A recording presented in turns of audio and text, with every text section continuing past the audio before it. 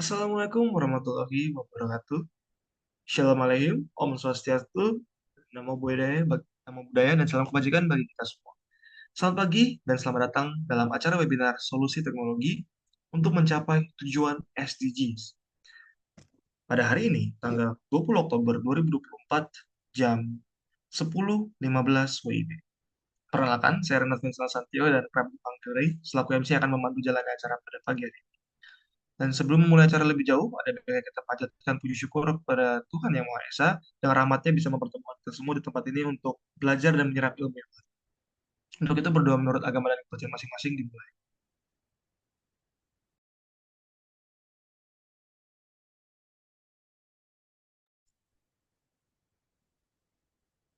Amin. Tiada kata cukup dalam berdoa. Mungkin mumpung masih ramai-ramai ini, aku izin meminta tolong pada panitia untuk melakukan sesi dokumentasi dulu.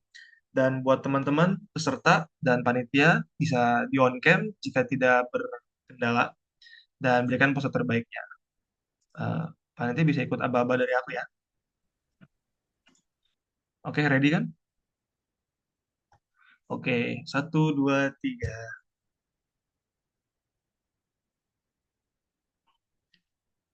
Mungkin sekali lagi ya. Satu, dua, tiga.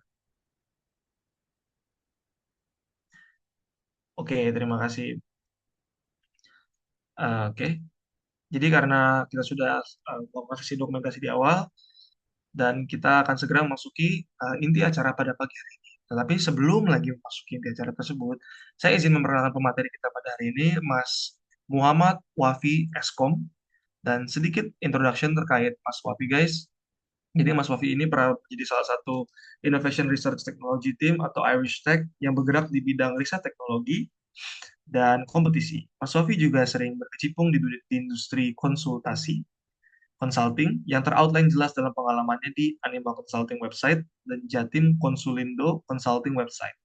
Di samping itu, Mas Wafi juga pernah berpartisipasi dalam Shell of Wire dengan kolaborasinya bersama SBM ITB yang terspesialisasi ke arah bidang Scrum dan Project Management. Baiklah, tanpa berlama-lama lagi, karena ini sudah segudang yang saya sebutkan pengalamannya Mas Bobi. Langsung aja kita sapa Mas. Halo Mas, apakah sudah hadir Mas? Halo, Kak Re. Suaranya Oh masuk ya? ya, masuk masuk Mas. Jadi gimana nih Mas? Oke, jelas ya. Sudah sarapan Mas? Belum sih. Kebetulan Oh, biasanya alah. siang emang sarapannya. Jadi biasanya emang jam 12 ke atas baru sarapan sih. Jadi untuk Oh, pagi emang belum sarapan gitu sih. Gimana ah, kabarnya Kak Re? baik-baik di sini aman-aman. Udah sarapan juga. Oke. Ya kalau gitu Mas, Oke. waktu dan tempat dipersilakan Mas. Oke, siap. Aku isi share screen ya. Oke, silakan Mas.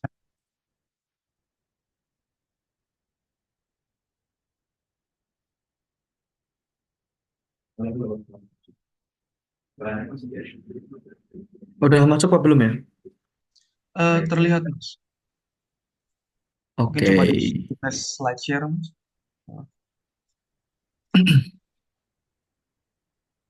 Oke, Udah ya? nampak. Masuk ya? Oke, masuk Mas. Oke, Silakan. sebelumnya Assalamualaikum warahmatullahi wabarakatuh.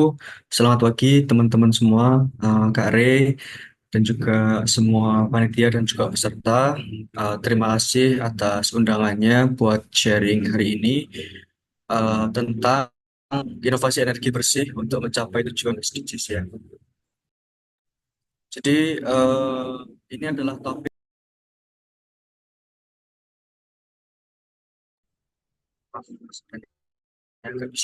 Jadi ini adalah topik yang sekarang menjadi topik utama, termasuk eh, baik di Indonesia maupun di luar negeri, maksudnya maupun di dunia ya.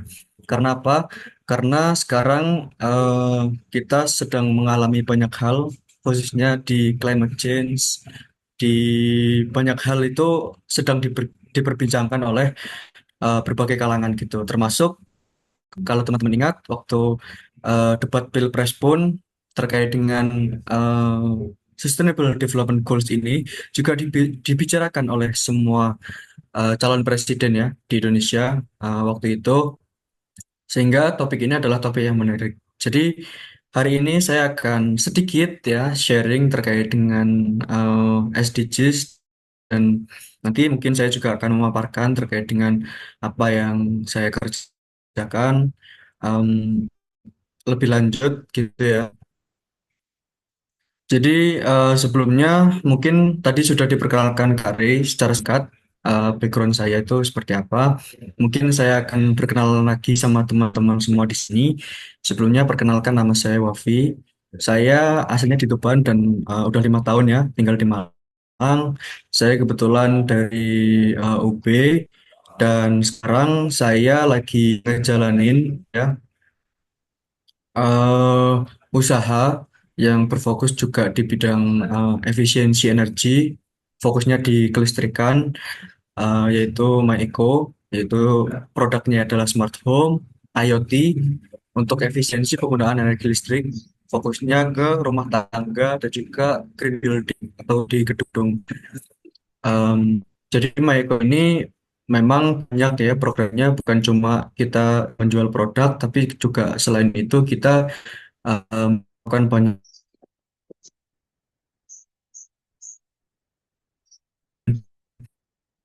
untuk kita sama-sama berkontribusi ya untuk pengurangan karbon, eh, penggunaan energi yang efisien, mengedukasi dan sebagainya seperti itu.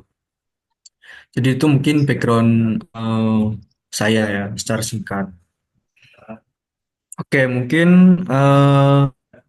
saya akan oke memaparkan materinya yaitu mungkin sebelum apa namanya sebelum lebih lanjut, saya ingin memaparkan sebuah fakta ya di Indonesia bahwa eh, itu sekarang masih berada di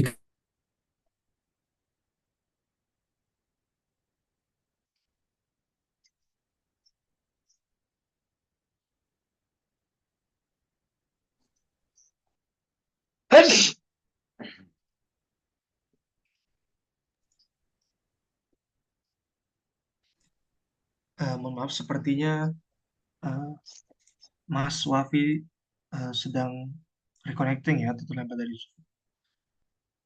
Untuk teman-teman, sebentar akan segera kontak Mas Wafi-nya.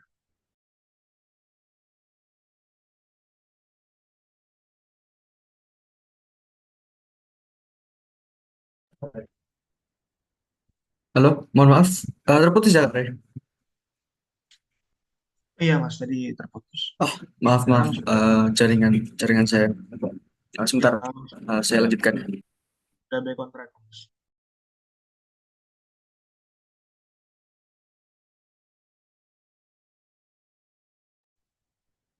Oke, baik. Mohon maaf sebelumnya karena sempat terputus ya materi saya. Izin testing lagi. Eh,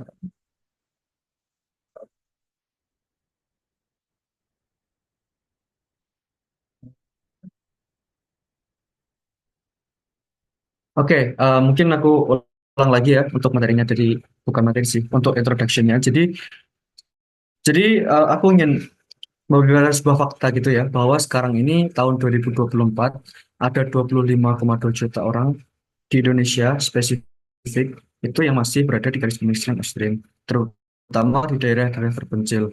Hal ini karena apa? Karena banyak sekali faktor ya yang melatar belakangi eh, banyaknya masyarakat Indonesia yang masih eh, berada di baris kemiskinan karena lapangan pekerjaan yang masih minim, karena over apa namanya supply population di Indonesia itu yang sangat besar dan juga pemerintah dan juga lapangan pekerjaan di Indonesia mungkin belum support juga gitu. Itu adalah faktor-faktor yang mungkin mendorong ya terjadinya kemiskinan yang secara ekstrim yang ada di Indonesia gitu.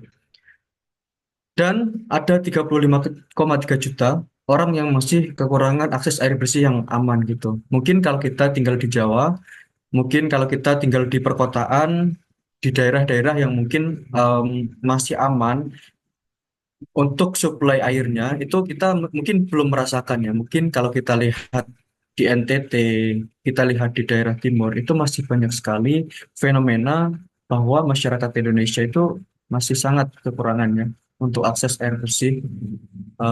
Padahal kalau kita lihat di Indonesia ini sangat berpotensi dari segi apapun, resourcesnya, SDM-nya dan sebagainya. Namun ya karena ada faktor eksternal dan juga internal yang mungkin banyak sekali sehingga masyarakat di Indonesia itu secara pemerataannya tidak tidak bisa merata ya dan masih terpusat di Pulau Jawa seperti itu. Dan juga fenomena yang mungkin masih memprihatinkan gitu ya. Itu ada 4,1 juta ya anak yang tidak bersekolah. Nah, mungkin ini tahun data yang saya ambil dari BPS tahun 2022. Dan kalau kita lihat sekarang banyak fenomena di sosial media gitu ya. Banyak anak sekolah yang tidak menginginkan untuk sekolah karena mungkin mereka merasa sekolah itu tidak penting. Padahal esensi dari sekolah itu sangat penting ya, teman-teman di Indonesia. Sekolah memberikan kita bukan cuma knowledge, tapi juga banyak hal gitu ya, tentang etika, tentang banyak hal gitu ya. Kenapa tiga data ini saya paparkan di awal? Karena ini adalah hal yang sangat kritis yang terjadi di Indonesia, seperti itu. Nah, dari hal, hal tersebut, itu mungkin muncul pertanyaannya. Dari kita kan membahas tentang Sustainable uh, Development Goals yang ada di Indonesia, yang memiliki 17 poin ya. Nah, ini memunculkan sebuah pertanyaan. Apa sih yang paling penting untuk diterapkan di Indonesia dari ke-17 poin ini gitu? Mungkin teman-teman di sini ada yang bisa bantu untuk jawab gitu ya. Di sini tidak ada salah dan benar. Saya cuma ingin minta teman-teman untuk eh, apa ya istilahnya mengutarakan opininya gitu ya terkait dengan urgensi yang ada di Indonesia terkait dengan 17 poin dari Sustainable Development Goals gitu. Ada yang mau resen, teman-teman? Atau mungkin Kak Ray dulu nih, apa sih Kak yang mungkin jadi urgensi gitu dari 17 poin Sustainable Sustainable Development Goals menurut Kak Ray secara pribadi ya, tentunya Oh, karena di sini tidak ada salah tidak ada benar. Oke, oke. Jadi aku silakan Kak Ray. jawab. Oh, oke. Aku izin jawab dulu nih. Jadi kan pertanyaannya itu apa yang paling penting untuk diterapkan di Indonesia? Menurutku ya, Mas, itu gini sih, Mas. Nomor satu sih, Mas, pertama, no poverty. Karena menurutku eh, semua orang di Indonesia tuh layak lah mendapatkan penghasilan yang tetap pastinya dan dan kalau boleh ya UMR gitu kan. Dan ya minimal Hmm. kerja itu makan buat besoknya itu tuh udah nggak usah mikir gitu loh. Karena kasarnya kerja dibayar per bulan, oke gue berarti makan 1 bulan sudah aman, kasarnya gitu. Dan bahkan harus bisa disisihkan lagi Hmm. untuk investasi gitu karena kita kan nggak ada tahu investasi atau nabung lah gitu, mungkin beda-beda tipis, lebih karena ada urgent jadi bisa dipakai gitu atau enggak mungkin di masa tua hari sudah usia belia dan tidak bisa kerja lagi, investasi ini berguna jadi hal yang buat support lah gitu. Makanya menurutku nomor satu Ya. itu jadi aspek yang penting itu sih. Oke, benar banget ya. Jadi, thank you Kak Re buat jawabannya ya. Jadi, kalau kita lihat secara holistik ya, sebenarnya 17 poin dari Sustainable Development Goals ini semua memiliki urgensi gitu ya. Ketika kita bicara tentang Indonesia, negara yang sangat luas, yang sangat beragam gitu ya, yang memiliki problem yang sangat-sangat banyak juga gitu.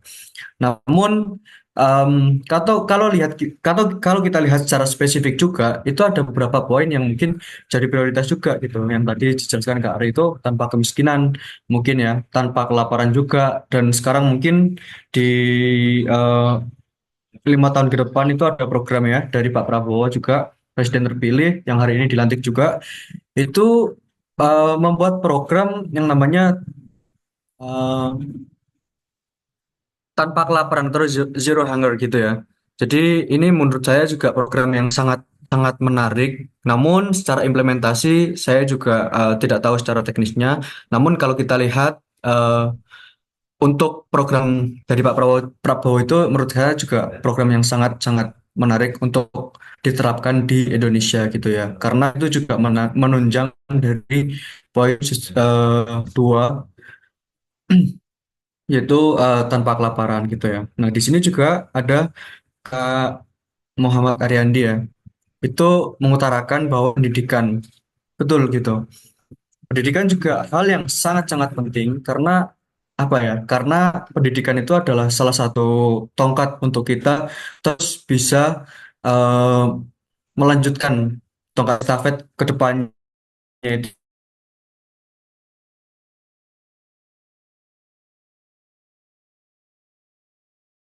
cukup gitu ya. Jadi eh, benar benar sekali teman-teman, terima kasih atas jawabannya. Jadi poin-poin yang ada teman-teman jelaskan itu mungkin hal yang menjadi dasar urgensi kenapa Indonesia itu harus memprioritaskan hal-hal tersebut gitu ya. Oke, em, ini udah ya. Nah, terus mungkin kita akan berbicara tentang what is SDGs gitu ya. Jadi SDGs itu Sustainable Development Goals yang mungkin terdiri dari 17 yang tadi sudah saya jelaskan juga. Gimana eh, dengan adanya SDGs ini tentunya banyak sekali problem yang dihadapi dan tantangan yang dihadapi di seluruh dunia sehingga muncullah inisiatif untuk Sustainable Development Goals ini.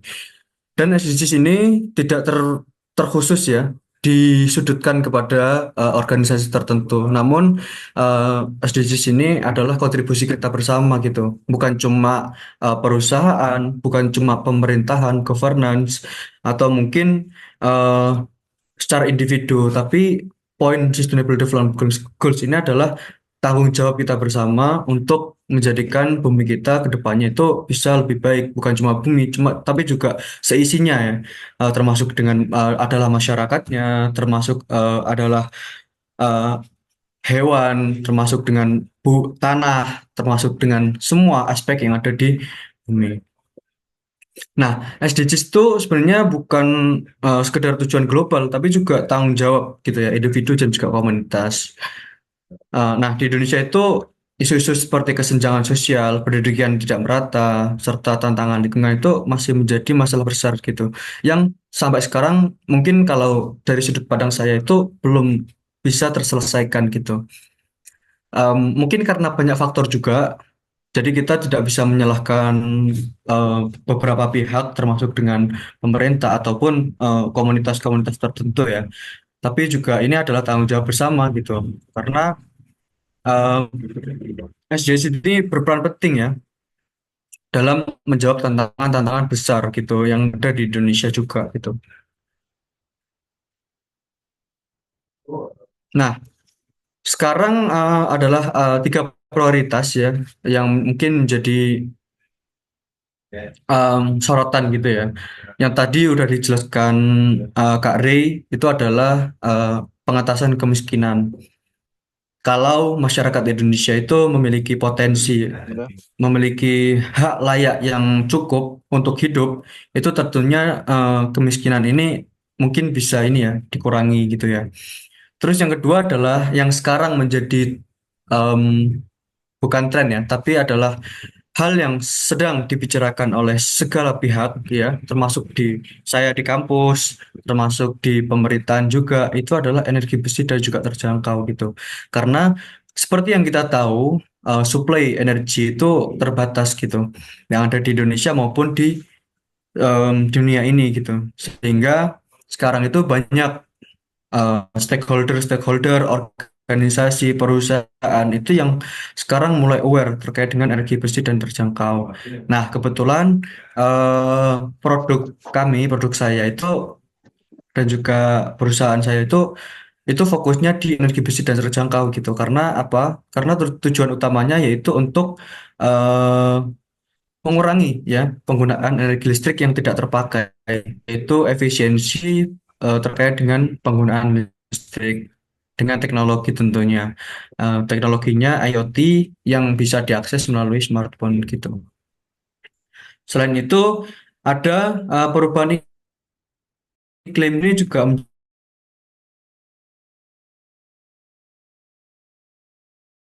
teman-teman. Kalau kita tahu sekarang itu studi dan juga membuat kebijakan terkait dengan perubahan iklim.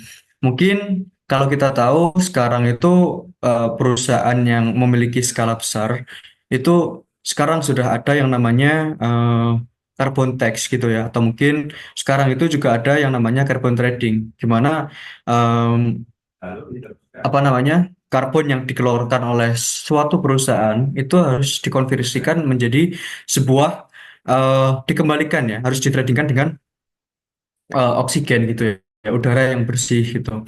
Karena kalau kita tahu semua orang itu pasti memiliki karbon yang dikeluarkan setiap hari. Seperti kita membuang sampah, kita berkendara, itu kan semua adalah karbon yang kita keluarkan secara pribadi. Namun itu tidak sebanding dengan perusahaan besar gitu, karena mereka jauh lebih besar mengeluarkan karbonnya itu dibanding secara personal orang gitu. Nah, sekarang itu pemerintah sudah membuat kebijakan-kebijakan kepada perusahaan dan mewajibkan perusahaan untuk melakukan inisiatif yaitu tanggung jawab sosial dan juga lingkungan. Jadi perusahaan itu nggak hanya mendapatkan profit, tapi harus berorientasi pada 3P gitu, profit, planet dan juga people gitu. Jadi kontribusi ini tentunya juga sangat mendukung dari segi kemanusiaannya dan juga dari segi alam gitu. Kalau kita tahu di Malang khususnya banyak ya NGO-NGO yang mungkin teman-teman tahu seperti Cempaka Foundation, Bumi Baik, Jejakin dan sebagainya. Itu kan mereka produk yang berfokus pada penanganan perubahan iklim atau climate change. Dan mereka berkolaborasi dengan instansi, dengan perusahaan, dengan pemerintahan dan instansi terkait itu untuk bersama-sama gimana caranya kita terus melakukan penanganan perubahan iklim melalui penanaman pohon, melalui perawatan pohon-pohon sehingga tetap bisa terjaga dan juga bisa mengonversi karbon yang ada yang dikeluarkan oleh em, tiap orang dan juga suatu perusahaan gitu ya. Jadi kalau kita tahu mungkin beberapa tahun lagi ya, mungkin 5 tahun atau mungkin 10 atau 15 tahun, itu mungkin sekarang kita belum ada ya pajak secara pribadi untuk karbon.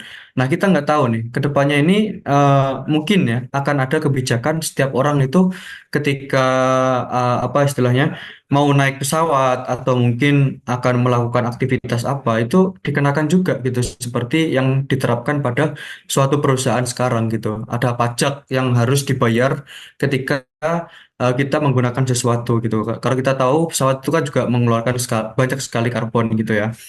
Jadi seperti itu. Oke. Nah, mungkin ini adalah mungkin beberapa poin ya yang menjadi keresahan kita adalah perubahan iklim, bencana alam, dan energi yang terbatas. Karena kalau kita tahu ada salah satu negara di Eropa yang dulunya itu sangat-sangat kaya dengan energi yang sangat melimpah, ketika dikeruk dan habis, sekarang menjadi negara yang sangat-sangat miskin. Karena apa? Karena suplai energi yang ada di sana itu terbatas dan tidak dimanfaatkan dengan sebaik mungkin untuk ke kesejahteraan dari masyarakatnya gitu. Dan juga kemiskinan tentunya. Nah, selanjutnya apa sih yang bisa kita kontribusikan gitu ya untuk perubahan iklim ini? Nah, secara individu kita mungkin bisa memulai dengan hal yang sangat sederhana. Kebetulan saya itu salah satu orang yang mungkin apa ya istilahnya eh, suka ya menggunakan produk-produk seperti tumbler dan juga saya mengurangi penggunaan plastik. Tentunya nggak totali untuk saya menghilangkan semuanya di kehidupan saya karena em, apa ya secara behavior gitu ya kita itu masih nggak bisa menghilangkan budaya kita menggunakan plastik, budaya kita eh, membuang sampah. Itu sangat hal yang sangat susah untuk dihilangkan karena itu sudah menjadi culture gitu ya yang ada di Indonesia gitu. Mungkin hal-hal kecil yang bisa kita gunakan gitu ya, yang kita bisa terapkan seperti menggunakan tumbler, tidak membuang sampah sembarangan, terus kita lebih aware gitu terhadap em, karbon yang kita keluarkan kayak gitu-gitu itu sangat-sangat apa ya membantu secara individual ya kita nggak bicara secara makro atau mungkin secara besar kita secara individu itu kita bisa berkontribusi secara kecil-kecilan itu. Nah mungkin kalau di level besar itu seperti pemerintah perusahaan itu mereka bisa berkolaborasi untuk menciptakan kebijakan yang mendukung keberlanjutan. Contohnya adalah kebijakan untuk carbon trading sehingga setiap perusahaan seperti perusahaan mining itu kan mereka memiliki tanggung jawab untuk mengembalikan apa yang mereka keruk, sumber daya apa yang mereka dapatkan sehingga mereka mengeluarkan karbon dan harus dikembalikan lagi gitu ya pada alam gitu. Nah, itu salah satu mungkin eh, hal yang sangat menarik ya untuk kita bicarakan pada level yang sangat, sangat lebih tinggi gitu. Kalau kita tahu mungkin orang-orang yang terkaya ya di dunia seperti Bill Gates, Warren Buffett, eh, seperti Mark Zuckerberg itu mereka secara individu itu memiliki filantropi ya atau mungkin suatu komunitas yang mungkin mereka fokuskan pada untuk kontribusi mereka eh, untuk lingkungan dan juga untuk sesama ya atau untuk sosial gitu. Sangat eh, menarik ya mereka yang program-program yang dilakukan oleh mereka seperti mereka membangun sekolah di Afrika, melakukan kontribusi di India juga eh, yang saya tahu ya Gates itu. Nah, mungkin kita bicara secara teknologi ya. Jadi apa sih mungkin produk yang kita bisa hasilkan dari eh, teknologi, inovasi teknologi yang bisa menunjang dari SDGs itu sendiri gitu.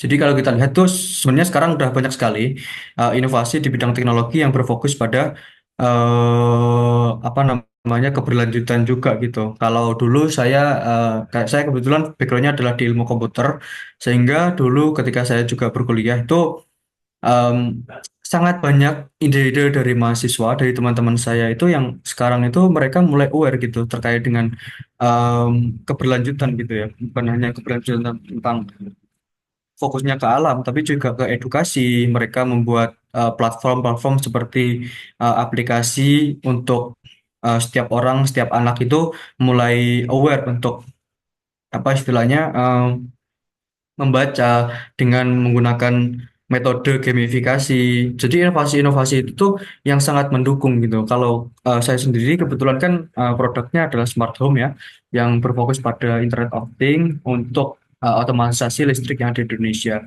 Nah, kebetulan berdasarkan implementasi yang kita terapkan di MyEco itu tahun 2020 ketika kita masih melakukan uji coba em, itu kita produk kita itu bisa menghemat hingga 55% gitu ya untuk efisiensi penggunaan energi listrik.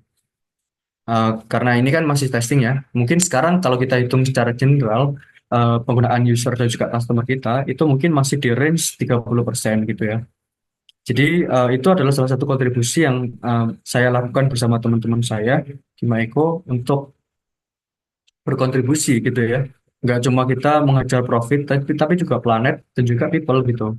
Kita juga melakukan kegiatan nanti mungkin akan saya lanjutkan di nextnya. Nah, mungkin tadi saya juga sempat ini ya membahas terkait dengan My Eco Up.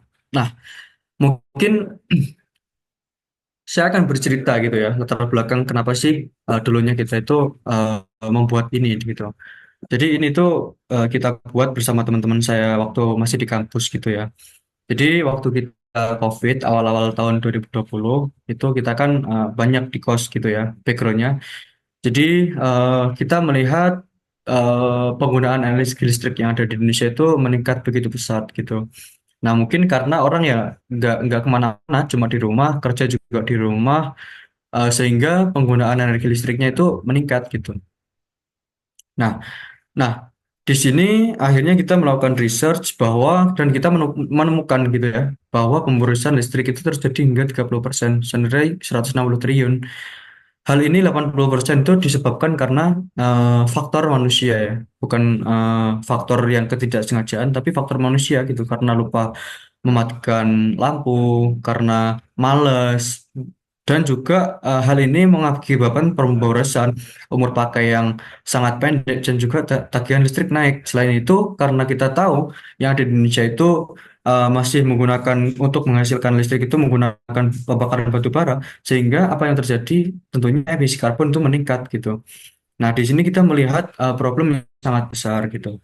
Sehingga dari situ kita menciptakan Maiko, yaitu software apps yang membantu menghemat hingga 55% dengan otomatisasi kemudahan manajemen yang berfokus pada rumah tangga. Namun, sekarang kita sudah mulai berkembang ya di ranah bisnis gitu. Jadi kita sudah melakukan instalasi di gedung Astra, di gedung apa namanya Telkomsel yang ada di Jakarta, terus di gedung RSUI, dan ada beberapa kerjasama yang lain gitu seperti di Wave dan sebagainya. Dan kita mulai merambah dulunya yang kita berfokus pada customer, ternyata sekarang itu perusahaan juga mulai aware gitu terkait dengan pemborosan listrik yang ada di perusahaannya gitu. Nah dari situ tuh kita menciptakan plastik yang bisa mati, kita bantu otomatisasi. Jadi kita bukan berfokus pada manipulasi tagihannya, tapi kita berfokus pada otomatisasi untuk menyala dan mati gitu secara otomatis menggunakan IoT tentunya. Nah, tentunya Maiko ini juga mendukung SDGs gitu ya. Di poin 7 terkait dengan affordable and clean energy, terkait dengan decent work and economic growth, dan juga industri innovation and infrastructure, dan juga climate action. Nah, mungkin tadi sudah saya beberkan secara singkat. Jadi Maiko itu produknya apa sih? Produknya itu pada aplikasinya itu bisa melakukan analisa, terus kita melakukan pemilihan produk, kontrol dan juga monitoring, smart advisor, dan juga pembayaran PLN. Nah, dari sini tuh sebenarnya fokusnya adalah melakukan controlling ya, controlling, timer, jadwal, manual, otomatis menggunakan skema, dan juga manage dan juga monitor perangkat listrik yang ada di rumah. Nah, mungkin ini adalah sebaran apa namanya produk kita ya. Sudah kebetulan alhamdulillah sudah terjual di 38 provinsi, sudah ada 28 juta kontrol di 4 negara gitu. Jadi kita memang fokusnya sekarang adalah untuk akses produknya itu tersedia di marketplace dan juga di website gitu ya.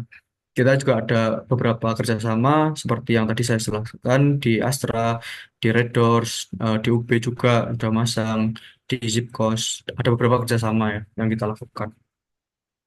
Nah, selain itu kita itu juga berfokus pada nggak cuma profit, tapi juga planet dan juga people gitu. Kita setiap tahun itu melakukan konversi terhadap pohon. Nah, kita kerjasama dengan NGO yang namanya itu Cempaka Foundation. Jadi setiap tahun itu kita melakukan penanaman, melakukan carbon conversion untuk tujuannya juga agar kedepannya itu bisa bumi kita lebih baik lagi gitu. Nah, kita juga melakukan edukasi melalui konten-konten kayak gitu. Terus kita juga melakukan biasanya secara sosial kita melakukan kegiatan sosial di panti asuhan setiap tahunnya. Nah, sebenarnya dari semua ini adalah yang menjadi keresahan kita itu bagaimana sih 2045 itu. Nah, 2045 itu kan ketika kita tahu ya Indonesia memperingati 100 tahun eh, dan bisa menjadi tahun di mana kita telah sepenuhnya harapannya itu menerapkan SDGs ini dengan maksimal semaksimal mungkin gitu ya. Karena apa? Karena ini adalah hal yang sangat urgent yang ada di Indonesia yang dari setiap kita itu harus berkontribusi untuk sama-sama bahu-membahu untuk mendorong implementasi dari Sustainable Development Goals ini di Indonesia khususnya ya. Oke, mungkin materi yang aku sampaikan itu nggak banyak ya teman-teman. nanti mungkin kita bisa lebih banyak diskusi juga sama sama teman-teman juga, sehingga lebih aktif aja diskusinya, sehingga kita nggak satu arah aja gitu. Jadi mungkin tadi saya cuma mengoutline ya terkait dengan SDGs dan juga apa ya produk yang saya apa ya reach out keluar untuk orang itu juga biar aware terhadap penggunaan atau efisiensi penggunaan listrik yang mendukung energi bersih gitu. Mungkin seperti itu Kak Ri. Saya serahkan lagi ke Kak Ri. Makasih. Oke, terima kasih banyak nih kepada Mas Muhammad Wafi atas pemaparannya yang sangat informatif tentang pentingnya peran kita dalam mendukung pencapaian SDG (Sustainable Development Goals). Mungkin saya izin memberikan kesimpulan dulu dari pemaparan tadi. Jadi memang benar katanya Mas Wafi, tantangan global seperti kemiskinan ekstrim, keterbatasan akses air bersih, kelaparan, perubahan iklim, climate change itu yang sudah disinggung-singgung oleh calon-calon kemarin itu di Pilpres. Dan ya pastinya Indonesia itu butuh solusi nyata untuk isu-isu kesenjangan ini, kesenjangan sosial dan lingkungan.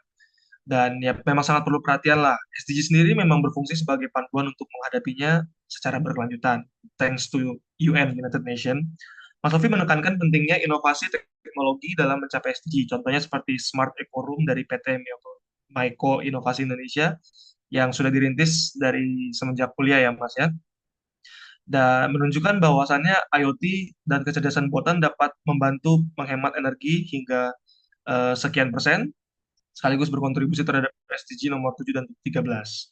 Namun perubahan ini tidak hanya bisa dicapai melalui teknologi. Aksi sederhana seperti mengurangi penggunaan plastik, menggunakan tadi tumbler, botol minum yang kita bawa sendiri gitu. Kan juga enak ya, maksudnya bawa sendiri bisa isi lagi gitu kan. Dan mendukung produk ramah lingkungan juga punya dampak besar jika dilakukan bersama-sama. Selanjutnya, kita akan masuk ke sesi Q&A atau tanya jawab untuk membahas lebih dalam materi yang telah disampaikan oleh Mas Wafi. Bagi peserta yang ingin bertanya, dipersilakan untuk raise hand atau chat di private chat saya juga bisa, chat di everyone. Nanti kalau chat di saya bacakan. Dan ya, langsung melalui kolom chat juga bisa. Mari kita manfaatkan kesempatan ini untuk berdiskusi dan mendapatkan wawasan yang lebih lanjut. Jadi buat teman-teman dipersilakan saja. Dan jika ingin langsung bertanya gitu kayak on mic gitu juga bisa, jika tidak berhalangan on cam juga.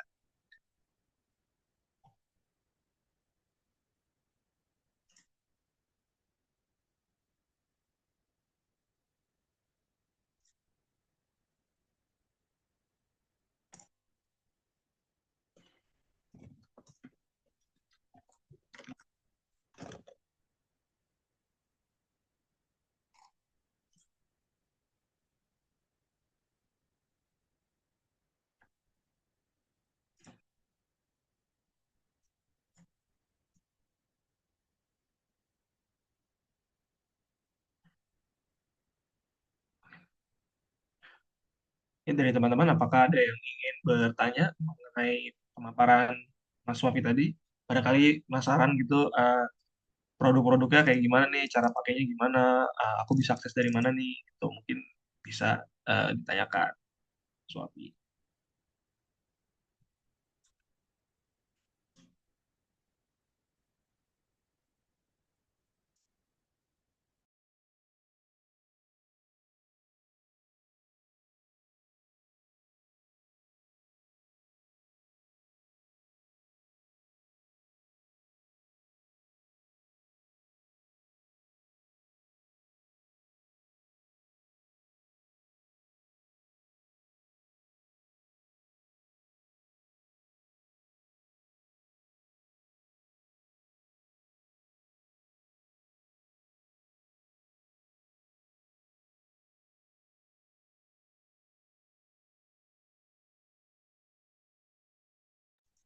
Oke, mungkin karena belum ada yang, oke, ada yang izin bertanya, saya izin bacakan ya, Mas Wafi. Dari Muhammad Ariandi Nurdianto. Kak izin bertanya, apakah tantangan serius yang dihadapi dalam mengimplementasikan teknologi hijau di negara berkembang? Oke, mungkin bisa dijawab nih Mas Wafi. Pertanyaan dari Mas Bapak Muhammad Ariandi Nurdianto.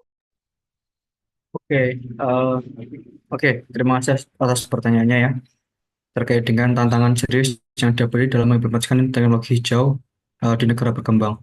Tantangannya adalah yang pertama adalah inovasi ya. Jadi kalau kita lihat secara holistik, hal yang harus kita lakukan adalah inovasi karena mungkin eh, akses ke inovasi dari background pendidikannya itu mungkin kalau saya lihat di Indonesia itu belum terlalu aware orang masyarakatnya gitu. Jadi yang pertama adalah itu. Eh, yang kedua adalah marketnya. Marketnya di Indonesia itu memang belum sepenuhnya teredukasi karena banyak hal ya. Karena mungkin masih dianggap sepele ya. Perubahan iklim itu masih dianggap sepele.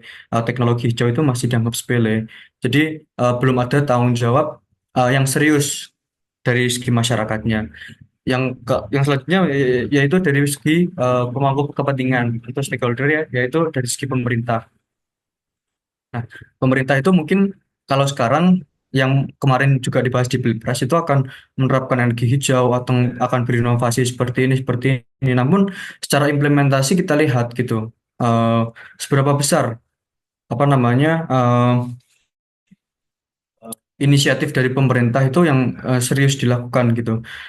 Mungkin kalau secara kebijakan mungkin yang mungkin bisa kita apresiasi adalah mungkin sekarang pemerintah sudah membuat kebijakan ya untuk setiap perusahaan itu memiliki tanggung jawab sosial dan juga lingkungan sehingga meskipun mereka mereka juga tidak hanya apa ya mendapatkan profit tapi juga mereka harus berkontribusi terhadap masyarakat dan juga lingkungan yang ada di Indonesia.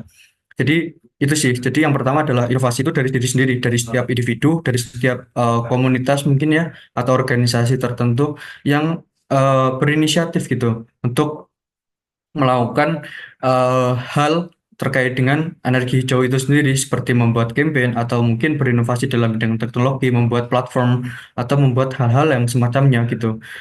Karena kalau tidak ada inisiatif dari individu ya gimana caranya gitu. Itu adalah menurut saya sebuah tantangan gitu dari setiap individu untuk mereka berinisiatif untuk membuat sebuah produk atau mungkin sebuah program untuk yang berkontribusi pada energi hijau itu sendiri gitu. Dan selanjutnya yaitu yang berperan penting juga adalah pemerintah karena mereka bisa melakukan karena kalau dari individu kan biasanya keterbatasannya adalah diakses dana ya, akses dana dan juga akses untuk terhubung terhadap sumber funding gitu. Nah, itu yang memfasilitasi ya tentunya pemerintah dan juga mungkin perusahaan swasta gitu yang bisa apa ya istilahnya mengangkat gitu ya dari ide-ide ini menjadi lebih besar lagi gitu. Kebetulan dari saya sendiri itu karena sering ikut program dari perusahaan swasta dan juga dari program pemerintahan, sehingga kita kebetulan apa ya istilahnya mendapatkan modal utamanya itu dari situ juga. Selain kita mendapatkan mentoring, kita mendapatkan akses untuk sharing dengan perusahaan-perusahaan besar, tapi kita juga mendapatkan akses untuk funding yang kita gunakan untuk sebagai modal awal untuk pengembangannya gitu. Mungkin seperti itu sih. I see. Oke, terima kasih Mas Sofi atas jawabannya. Untuk Mas atau Bapak Muhammad Ariandi Nurdianto, apakah ada pertanyaan lanjutan, tanggapan?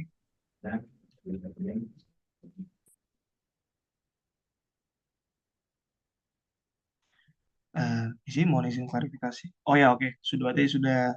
Oke, ada pertanyaan lanjutan berarti. Oke, dipersilakan.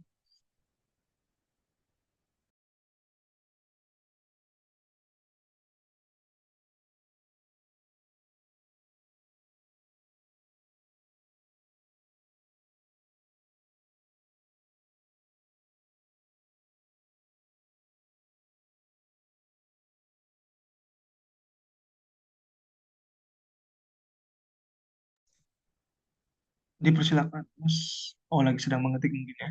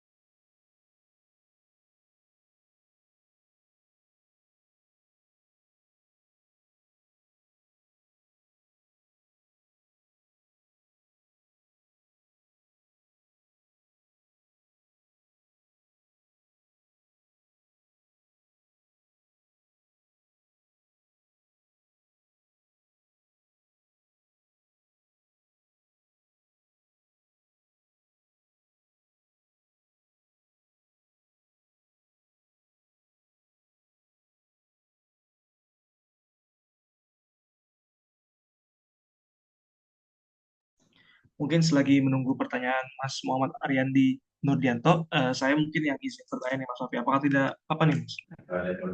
Gak apa, Mas. Silakan, silakan. Oh ya, oke. Saya izin tanya lagi Mas. Kan Mas bilang Mas merintis perusahaan Mas ini dari semenjak kuliah ya Mas sama teman-teman kampus teman kuliah.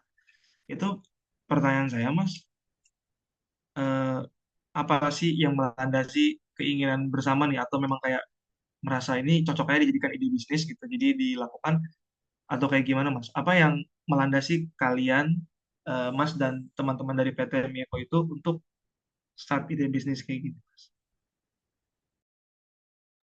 Oke, jadi dulu itu memang backgroundnya adalah keresahannya itu kebetulan kan aku bikin komunitas ya, komunitas namanya Restek itu. Nah itu sama teman-teman akhirnya kita fokusnya itu di bidang research, yang bidang teknologi itulah. Kayak kita bikin apa GPS buat tracking mobil, terus kita bikin ide-ide yang berfokus pokok di teknologi seperti smart greenhouse, IoT seperti gitu. Em, bikin drone kayak gitu-gitulah. Nah, waktu itu akhirnya ada pandemik ya kan. Otomatis kan kita nggak bisa kemana-mana nih, nggak bisa ke kampus, nggak bisa kemana, yang cuma di kos aja. Ya udah kita melihat di situ ada permasalahan yang sangat besar. Akhirnya ya udah kita bikin yang dulu itu namanya Smart Classroom ya. Smart Classroom ini dulu kita implementasikan di SMA 9 buat apa namanya uji coba gitu. Nah, setelah dirasa efektif, akhirnya kita ikutkan lomba gitu. Banyak sekali perlombaan yang kebetulan aku ikutin sama teman-teman. eh Sehingga dari perlombaan itu akhirnya kita bisa mendapatkan banyak sekali insight dan akses ya. Enggak cuma eh di apa ya istilahnya di tingkat universitas, tapi juga juga ke pemerintahan gitu. Nah, dari uang yang terkumpul itu akhirnya kita kembangin terus ini buat research, terus akhirnya kita mendapatkan salah satu pendanaan yang ya lumayan lah ya. Lumayan akhirnya kita buat develop produk dan kita akhirnya memutuskan untuk melanjutkan produk ini gitu. Dan kita akhirnya dari situ itu masih panjang ya sebenarnya, kita melakukan validasi kepada customer, melakukan tanya jawab terhadap customer apakah produknya itu mudah digunakan atau bermanfaat gitu. Jadi dari situ akhirnya berkembang terus,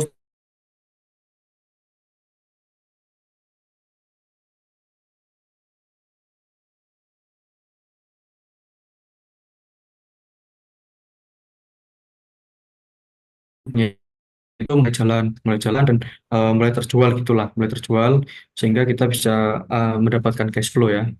Cash flow itu akhirnya kita buat motor sampai sekarang. Kayak gitu sih Kak Re. Ah, sih. Wah, menarik sekali ya. Apa rintis usahanya.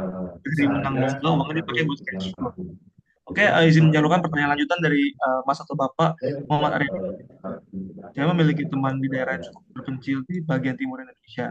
Dia cerita bahwa sistem pendidikan, kesehatan, dan infrastruktur lain masih belum memadai. Bagaimana peran kita sebagai masyarakat yang tinggal di perkotaan melihat kondisi seperti itu, terutama di daerah terpencil di luar Jawa? Padahal masyarakat di sana loh sudah mengajukan ke pemerintah, tapi karena medan di sana yang cukup sulit, sehingga bantuan dari pemerintah belum kunjung datang, Kak. Mungkin pertanyaannya tuh, bagaimana peran kita sebagai masyarakat yang tinggal di perkotaan melihat kondisi seperti itu, terutama di daerah terpencil di. Oke, baik. Jadi intinya adalah gimana em, akses pemerataan ya dari segi pendidikan, terus eh, kesehatan dan juga infrastruktur itu bisa setara gitu ya dengan yang ada di Jawa gitu ya.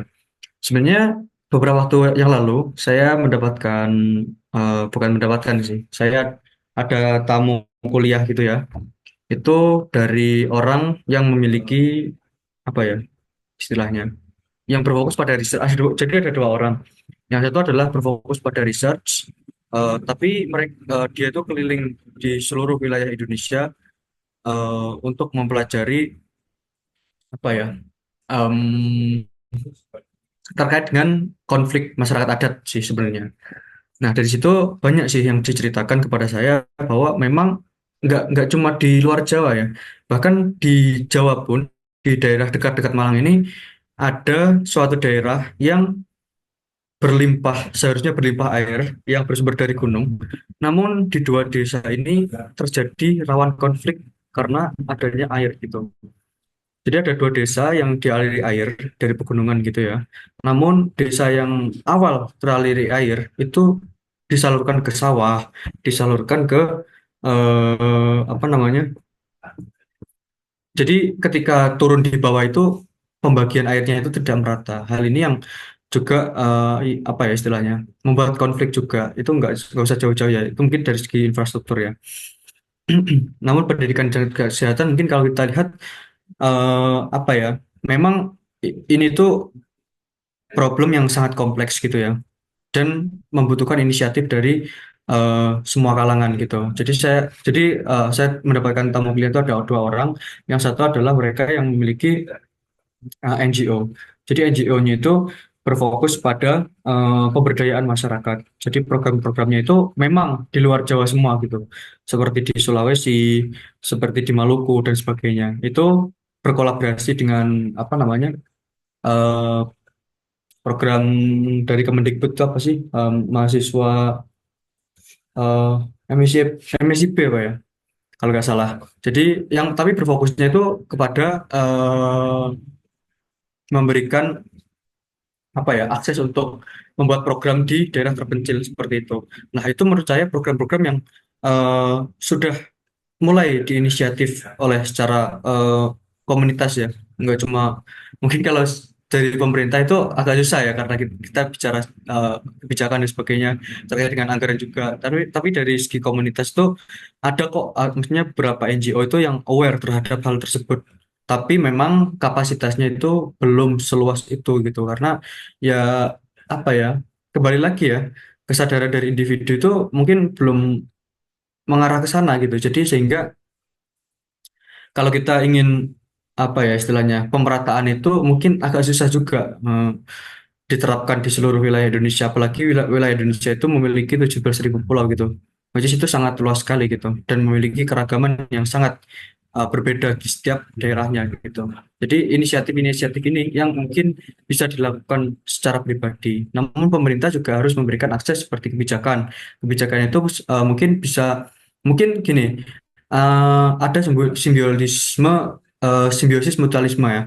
Jadi kayak pemerintah itu menyediakan program, tapi diinisiatif oleh komunitas atau secara individu. Nah itu sebenarnya program yang bisa dilakukan untuk sama-sama istilahnya membangun gitu ya daerah-daerah di timur agar memiliki kesetaraan di bidang infrastruktur pendidikan kesehatan gitu. Seperti itu sih mungkin. Oke, terima kasih Mas Wafid atas jawabannya. Dari Mas Muhammad Aryanin Rudianto, apakah ada pertanyaan lanjutan atau sudah cukup menjawab? Izin mengklarifikasi.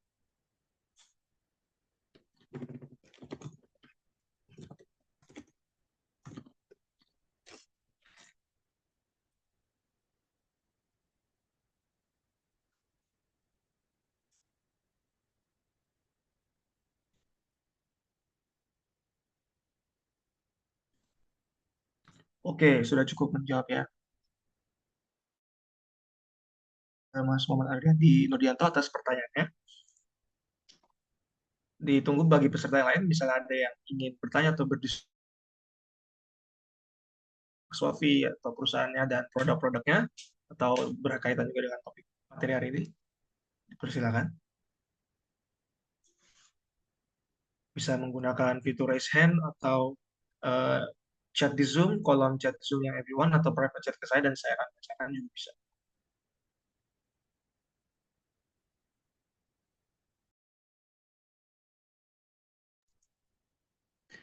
Mungkin ke-14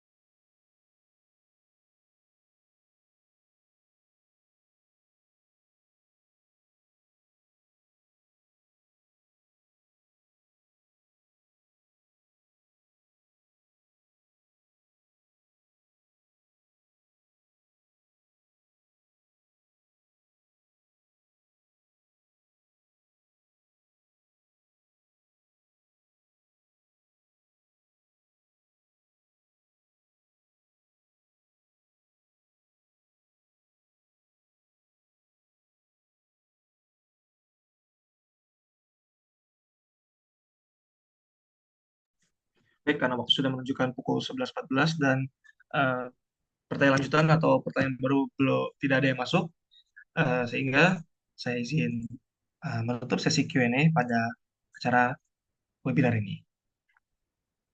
Dan rata-rata sesi Q&A telah menjadi sesi terakhir kita pada siang hari ini. Dan sebelum kita menutup acara ini, saya izin minta tolong pada panitia PDD untuk melakukan sesi dokumentasi sekali lagi di akhir.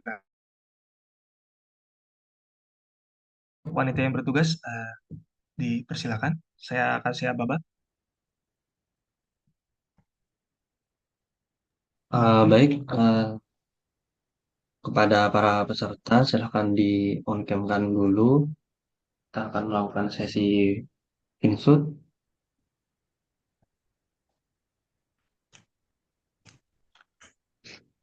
Oke,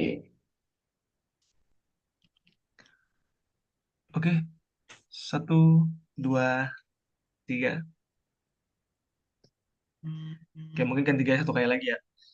Satu, dua, tiga. Oke, terima kasih Mas Ahmad Faris. Baik, karena tadi sesi dokumentasi sudah selesai, maka berakhirlah acara webinar pada siang hari ini.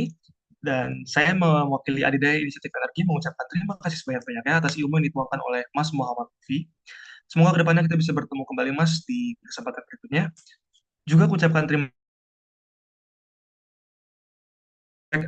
respect kepada para peserta atas kehadirannya sampai sesi ini. Semoga yang diajarkan oleh Mas Wafi dapat tertanam dalam kita semua, menghargai aspek SDG di dalam dunia.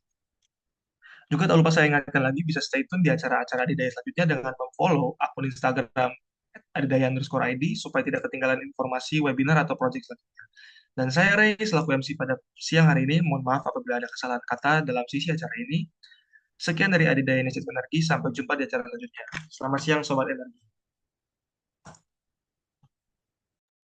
Selamat siang, Kak. Terima kasih atas Terima ilmunya. kasih. Oke, sama-sama.